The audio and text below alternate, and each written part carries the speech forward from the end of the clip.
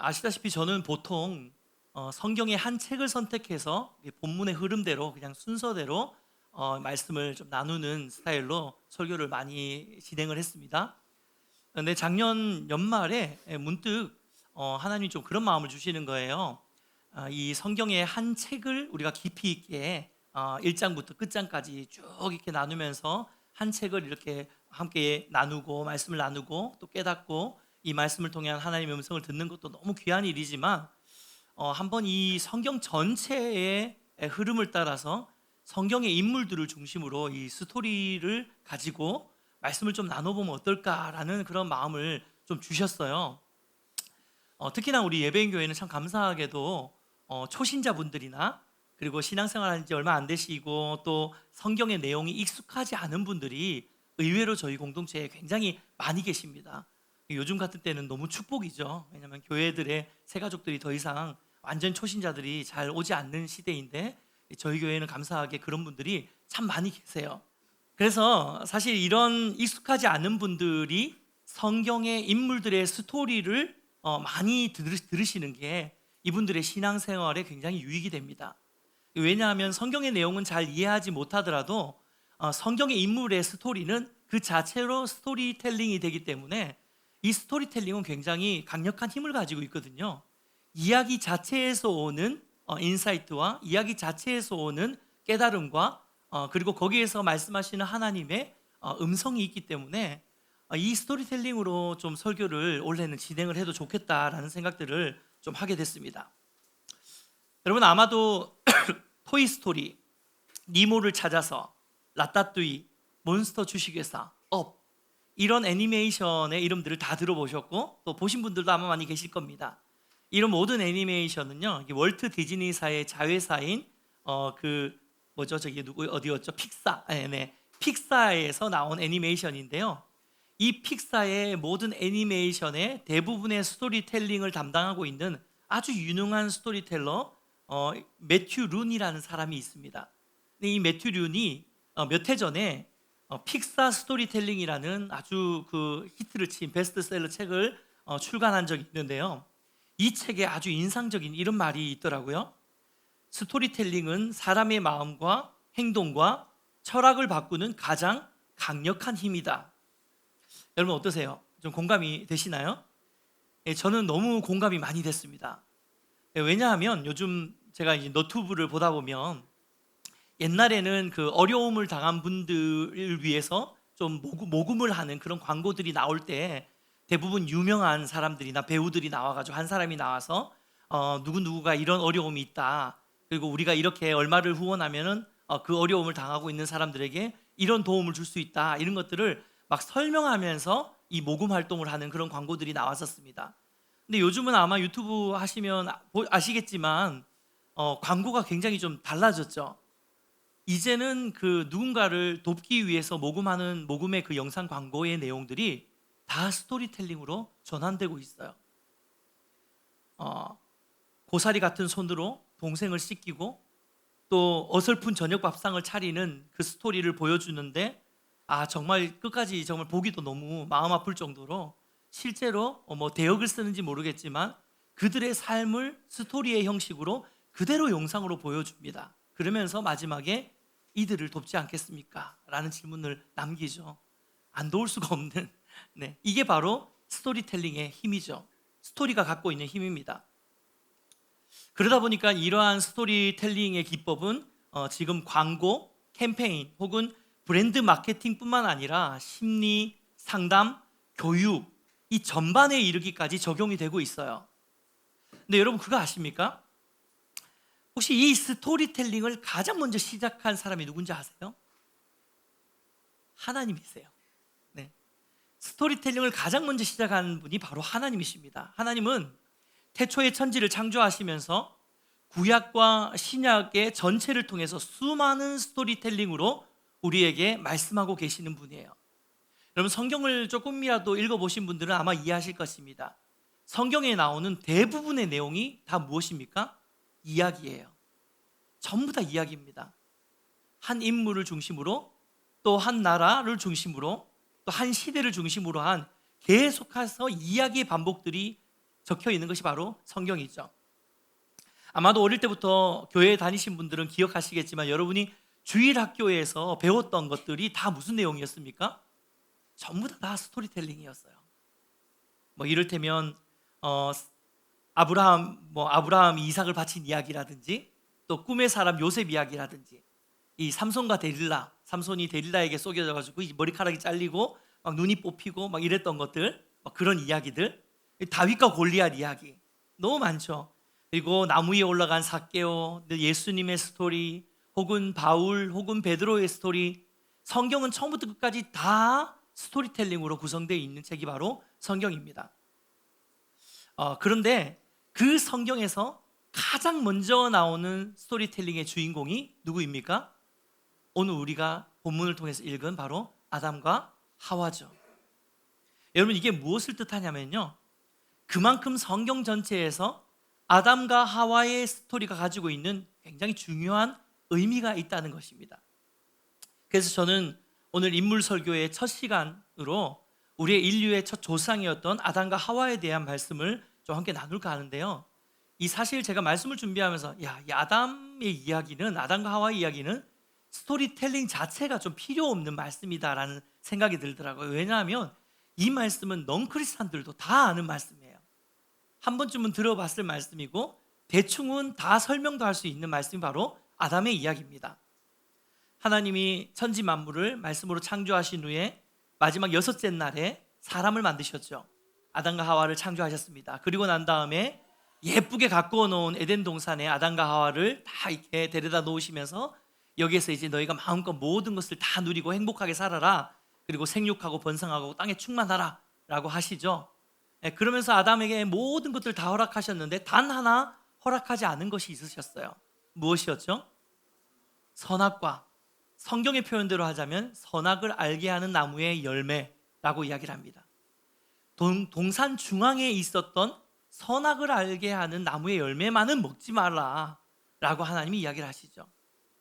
그런데 어떻게 됩니까? 뱀의 유혹에 따라 하와가 먼저 그 선악과를 따먹게 되고, 이것을 아담에게 줌으로 인해서 아담과 하와가 다 하나님의 말씀에 불순종함으로 죄를 짓고 타락하게 되죠. 근데 이 타락이 아담과 하와에게만 국한된 것이 아니라, 안타깝게도 아담과 하와는 전 인류의 대표였기 때문에 이 대표성을 띠고 있는 첫 인류가 죄를 지음으로 인해서 그 이후에 나오는 아담과 하와의 모든 후손인 지금까지 저와 여러분에 이르기까지 모든 전 인류가 죄의 영향력 아래 놓이게 되는 타락한 존재가 되고 만 것입니다.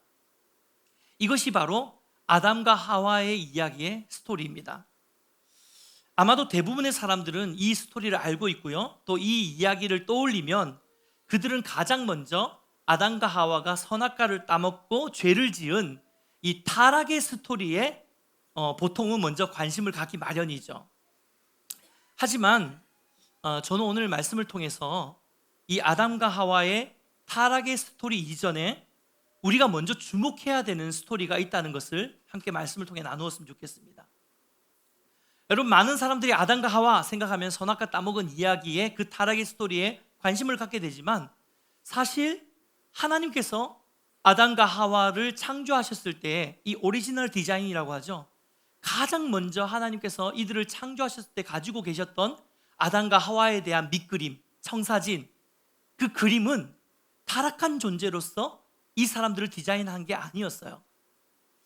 하나님은 아담과 하와를 창조하시면서 타락한 죄인이 아니라 존귀한 하나님의 형상으로 지으셨다는 사실을 우리는 반드시 기억하셔야 됩니다. 아멘입니까?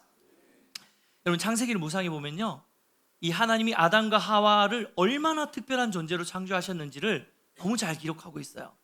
오늘 우리가 읽은 본문 말씀이 그런데요, 이 본문 말씀 바로 전에 있는 말씀 한번 볼게요. 25절 말씀입니다. 함께 읽겠습니다. 시작. 하나님이 땅의 짐승을 그 종류대로, 가축을 그 종류대로, 땅에 기는 모든 것을 그 종류대로 만드시니 하나님이 보시기에 좋았더라. 아마 예배인 교회를 좀 오래 다니신 분들이라면 이 말씀 정말 많이 들으셨고, 제가 정말 많이 반복해서 말씀을 드렸을 거예요. 왜냐하면 최고의 학습법은 반복 학습이거든요. 저는 같은 말씀을 계속 많이 전할 겁니다. 오늘 이 말씀을 보면요, 하나님께서 이 땅에 있는 모든 만물과 피조물들, 생명체들을 지으셨을 때 어떻게 지었냐라고 기록하고 있냐면 각기 그 종류대로 지었다라고 이야기를 하고 있습니다. 자, 이제 서당계 3년이면 풍어를 얻는다고 예배인교회 3년 정도 되면 이거 이제 다 아시죠? 여러분, 각기 그 종류대로 지으셨다는 게 무슨 뜻을 의미하고 있습니까? 개는 개처럼 만들고 소는 소처럼 지으셨고 양은 양처럼 돼지는 돼지처럼 지으셨다는 겁니다. 그런데요, 하나님이 사람, 인간을 만드시는 창조하는 장면에서는 그동안 다른 피조물을 창조하신 것과는 완전히 다른 분위기와 온도로 창조를 하고 계시는 것을 발견할 수 있는데요. 창세기 1장 26절에서 27절 말씀 같이 한번 읽겠습니다. 시작. 하나님이 이르시되 우리의 형상을 따라 우리의 모양대로 우리가 사람을 만들고 그들로 바다의 물고기와 하늘의 새와 가축과 온 땅과 땅에 기는 모든 것을 다스리게 하자 하시고, 하나님이 자기 형상, 곧 하나님의 형상대로 사람을 창조하시되 남자와 여자를 창조하시고. 여러분, 이게 얼핏 봐도 뭔가 이 분위기와 온도가 다르지 않습니까? 다른 피조물들을 창조하신 기사를 쓸 때에는 각기 그 종류대로 창조하셨다라고 되게 짧게 기록하고 있는데요, 오늘 이 본문에는 뭔가 주절주절 설명도 많고 하나님이 실제로 대화하시는 장면까지도 나오고 그리고 분량도 굉장히 깁니다. 이게 문학적인 기법으로는 수위법이라고 하는데요, 이 다른 분량보다 훨씬 더 많은 분량을 차지하고 있는 것이 수위법입니다. 이 수위법을 쓰는 이유는 뭐냐면 이 본문을 강조하기 위한 까닭이죠. 지금 딱 봐도, 모르는 사람이 봐도 인간을 창조하시는 장면은 다른 만물을 창조하시는 장면과 훨씬 더 구별되고 훨씬 더 중요하게 성경이 다루고 있습니다. 개는 개처럼 소는 소처럼 각기 그 종류대로 창조하셨는데 사람은 사람처럼 창조하신 게 아니라 사람은 누구처럼 창조하셨다고요? 하나님처럼 창조하셨다는 거예요. 할렐루야. 사랑하는 여러분, 저는 이 말씀을 통해서 참 많은 감사한 소망이 생기는 거예요. 왜냐하면요, 사실 이곳에 있는 저와 여러분 누구 하나 예외 없이 우리 모두는 우리의 삶의 자리에서 우리가 반복되는 삶의 문제와 또 무엇보다도 나 자신의 반복되는 죄와 연약함으로 인해서 늘 몸부림치고 늘 찢기고 상하고 무너지는 연약한 존재들일 수밖에 없습니다. 누구 하나 예외가 없어요. 그러다 보니 우리가 이 땅을 살아가면서 자꾸 우리의 마음이 위축되고 연약해지고 나약해지고 무너지기가 너무 쉽잖아요. 그런 삶 우리가 살고 있습니다.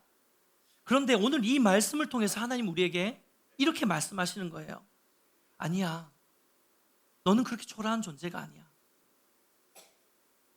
너는 네 삶의 문제로, 너의 약함으로 무너지는 존재가 아니라 나의 형상으로, 나의 모양대로 지음받은 아주 독특하고 아주 특별한 존재, 너무너무 스페셜한 존재야 라고 말씀하시는 하나님의 음성이 바로 저와 여러분을 향한 하나님의 약속의 말씀인 줄 믿습니다. 이것이 오늘 하나님의 우리에게 하시는 말씀이라는 거예요. 사랑하는 여러분, 하나님의 이 음성은 그저 단순히 우리에게 힘내라는 위로의 음성이 아닙니다. 이것은 굉장히 근거 있고 확실한 선언입니다. 로마서 5장 19절 말씀 한번 읽어볼까요? 같이 읽겠습니다. 시작. 한 사람이 순종하지 아니함으로 많은 사람이 죄인 된 것 같이 한 사람이 순종하심으로 많은 사람이 의인이 되리라. 아멘. 이 첫째 아담의 불순종으로 인해서 모든 인간이, 모든 피조 세계가 죄인의 자리에 서게 되었지만 오늘 이 말씀이 이야기하는 것은요, 둘째 아담 혹은 마지막 아담인 예수 그리스도께서 순종하심으로 인해서 우리는 존귀한 하나님의 형상이 회복된 존재라는 사실을 우리에게 말씀하고 있는 것입니다. 아멘입니까? 우리는 아담과 하와의 이야기를 통해서 인간이 범죄를 했고 그 범죄로 인해서 우리가 하나님의 형상이 깨어졌다는 것에 우리가 알고 있지만, 우리가 분명히 더욱더 주목해야 되는 사실은 뭐냐면 그 하나 깨어진 하나님의 형상이 둘째 아담인 예수 그리스도를 통해서 회복되었다는 사실을 우리가 반드시 믿음으로 붙들어야 되는 줄 믿습니다. 사실 우리의 삶에는 지금도 첫 인류 아담의 불순종으로 인한 죄의 영향력이 여전히 우리의 삶의 자리에 영향을 미치고 있습니다. 인생의 모든 수고와 고통, 또 나의 죄와 연약함의 문제, 더 나아가서 인간이 절대로 해결할 수 없는 죽음의 문제까지 이 모든 문제의 원인이 무엇입니까? 바로 첫 아담의 불순종의 죄의 결과입니다.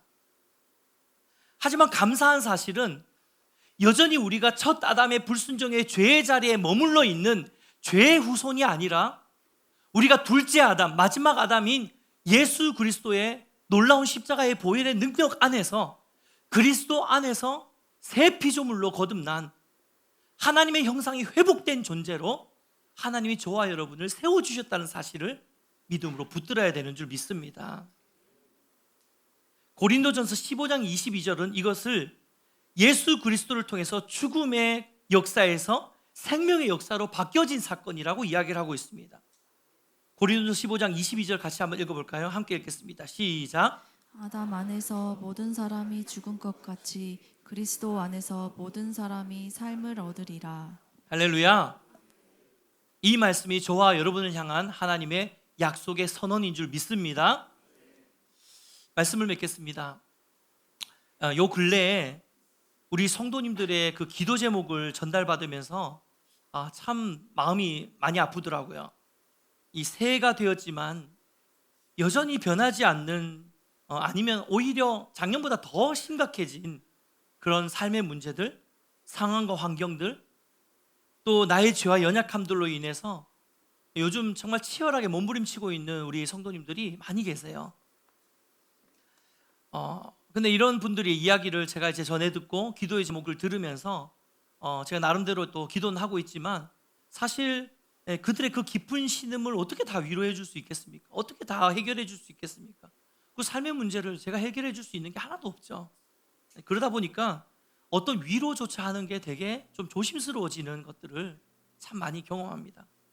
그래서 아무것도 해드릴 수 없으니까 그냥 하나님 앞에 나와서 주여 긍휼을 베풀어 주십시오. 하나님, 어떤 집사님, 어떤 성도님, 주님 기억해 주십시오. 하나님 은혜를 부어 주십시오. 이렇게 기도할 수밖에 없는 그런 상황이에요. 사랑하는 여러분, 우리는 분명히 둘째 아담인 예수 그리스도의 십자가의 보혈의 능력 안에서 하나님의 자녀가 되었고 하나님의 형상이 우리 안에 회복되었잖아요. 그런데 왜 여전히 내 삶은 힘들고 왜 여전히 나는 죄로 인해서 무너지고 있는 것일까요?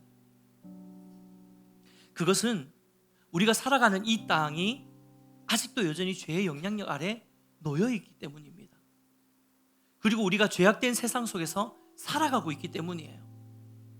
그 땅을 살아가는 우리 역시도 그 죄의 영향력 아래서 자유로울 수 없는 것입니다. 사랑하는 여러분, 그렇다면 우리가 어떻게 해야지 이 죄의 영향력에서 완전히 벗어나서 예수 그리스도를 통해서 하나님께서 우리에게 회복해 하신 이 하나님의 형상, 여러분 하나님 말씀에 하나님의 형상이 우리 안에 회복되었다고 말씀을 하시잖아요. 하나님의 형상이 우리 안에 회복되었다라고 말씀하시는데 이 회복된 하나님의 형상을 어떻게 온전히 우리가 누리고 온전히 어떻게 이것을 우리가 회복하고 온전히 하나님의 온전한 형상으로 우리가 살아갈 수 있을까요? 죄를 안 짓도록 애써야 할까요? 혹은 기도를 더 많이 해야 합니까? 아니면 하나님의 말씀을 더 많이 묵상해야 하는 것입니까? 물론 이런 모든 것들이 우리 안에 있는 하나님의 형상을 더 아름답게 만드는 것일 수 있습니다. 하지만 저는 오늘 본문의 28절 말씀이 주는 의미가 굉장히 중요하다고 생각합니다. 오늘 본문 28절 같이 한번 읽어볼까요? 함께 읽겠습니다. 시작. 하나님이 그들에게 복을 주시며 하나님이 그들에게 이르시되 생육하고 번성하여 땅에 충만하라. 땅을 정복하라. 바다의 물고기와 하늘의 새와 땅에 움직이는 모든 생물을 다스리라 하시니라.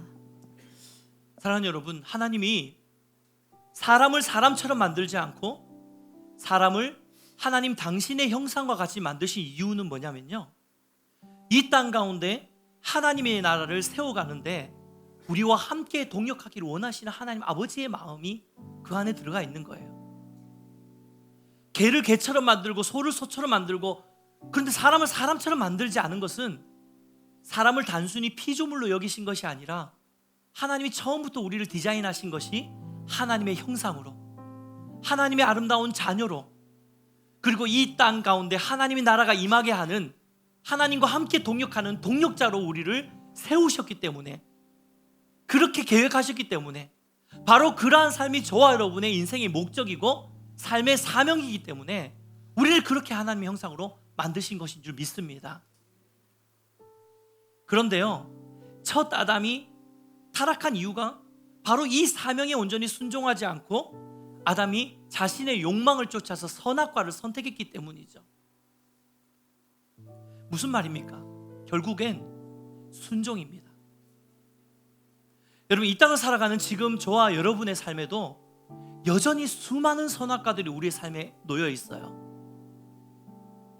하나님의 형상을 회복하는 방법은 하나님이 우리에게 주신 목적과 사명에 맞는 하나님의 말씀에 순종하는 삶을 사는 것입니다. 이것이 바로 우리 교회가 이야기하는 예배자의 삶, 삶의 예배, 선교적인 삶, 이게 바로 다 사명을 감당하는 삶이죠. 우리가 하나님의 말씀에 순종함으로 하나님이 우리를 만드신 하나님의 형상으로 창조하신 그 목적에 맞게 우리가 이 땅 가운데서 하나님의 나라를 바라보고 날마다 우리의 삶을 통해서 하나님의 나라를 세워가는 그 목적과 사명을 감당하는 인생으로 살 때에 하나님이 저와 여러분 안에 두신 그 하나님의 형상이 더욱더 빛나고 더욱더 존귀하고 더욱더 가치 있는 인생으로 저와 여러분의 인생을 회복시켜 주실 것입니다. 근데 문제가 뭡니까? 우리가 하나님 나라를 바라보지 못하고 계속해서 우리의 삶의 욕망과 나의 필요와 나의 만족을 쫓는 선악과에 손을 대기 때문이에요. 자꾸 그것을 쫓아서 살아가니까 우리의 삶 가운데 하나님의 형상이 온전히 회복되지 않는 것입니다. 근데 왜 그러냐면요, 온 이 땅에 있는 모든 땅이 다 그렇게 선악과를 향해 살아가고 있거든요. 다 그것을 쫓아 살아가고 있거든요.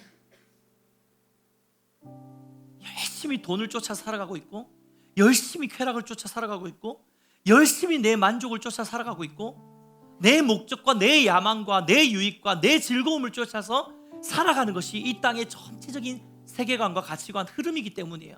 근데 그 안에서 우리가 살아가다 보니까 나도 모르는 사이에 내가 하나님의 자녀라고 믿고 있고 내가 하나님의 형상이 회복된 존재라고 알고 있음에도 불구하고 우리의 삶의 자리에서는 세상이 흘러가는 대로 똑같이 그 스피릿을 따라서 우리도 같이 흘러가고 있는 거예요. 그러니까 우리는 원하든 원치 않든 여러분 알지 못하는 사이에 우리는 하나님이 우리에게 주신 하나님 나라를 확장하는 사명 가운데로 살아가는 인생이 아니라, 그것에 주목하는 인생이 아니라 선악과에 주목하고 선악과에 손을 대면서 그것을 선택하는 인생으로 살아가고 있는 거예요. 어느샌가. 여러분, 우리 삶을 한번 돌아봅시다. 우리가 그동안 얼마나 많은 선악과를 선택했습니까? 얼마나 많은 순간 하나님의 말씀에 순종하지 않았습니까? 내 유익과 내 야망과 내 기대와 내 소망을 쫓아서 순종하고 내 뜻에 순종하고 하나님 뜻을 저버릴 때가 얼마나 많았습니까? 근데요, 성경은 분명히 이야기해요.